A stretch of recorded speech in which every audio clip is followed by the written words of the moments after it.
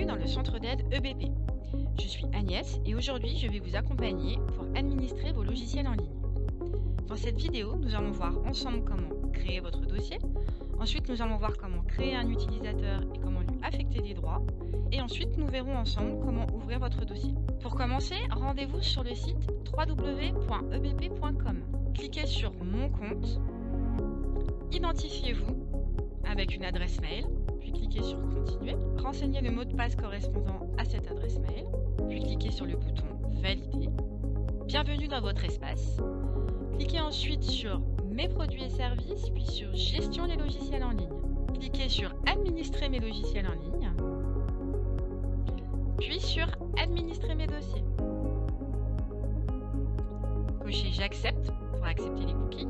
Bienvenue dans votre espace de gestion des logiciels en ligne.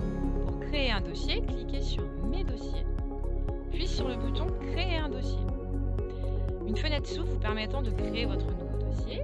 Sélectionnez le logiciel concerné, puis donnez un nom à ce nouveau dossier. Attention, minimum 3 caractères, maximum 20 caractères en majuscules, de A à Z et de 0 à 9, sans espace, ni accent, ni caractères spéciaux. Cliquez sur le bouton Valider. Retrouvez le dossier que nous venons de créer depuis la liste de vos dossiers. Nous allons voir maintenant comment créer un utilisateur et comment lui affecter des droits.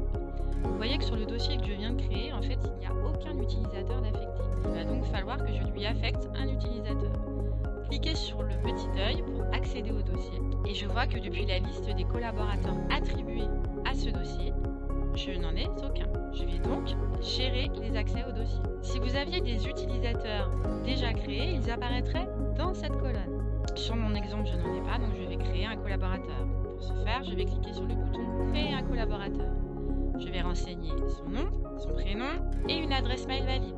Je n'oublie pas de cocher J'accepte les conditions générales d'utilisation ainsi que la politique de confidentialité de BP, puis je clique sur Continuer. Je dois affecter un profil à ce collaborateur. J'ai le choix entre administrateur, commercial, comptable, technique, technico-commercial.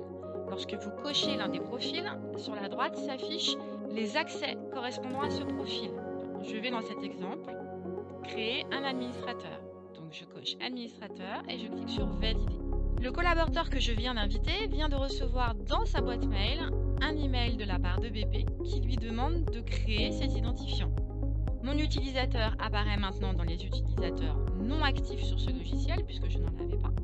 Je peux le rendre actif en le glissant tout simplement de la gauche vers la droite, l'utilisateur ayant un accès à ce dossier. Et ensuite, vous pouvez cliquer sur Enregistrer les modifications.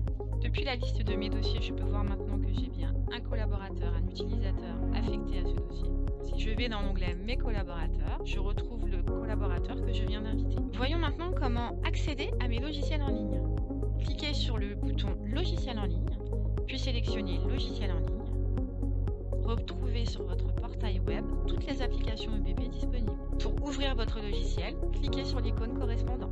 Par défaut, il va vous proposer d'ouvrir le dernier dossier ouvert. Sélectionnez Mes paramètres, puis Ouvrir, puis sélectionnez le dossier que vous souhaitez ouvrir. J'espère que cette vidéo vous aura été utile. N'hésitez pas à consulter toutes nos vidéos disponibles dans le bar à tuto du centre d'aide EBP.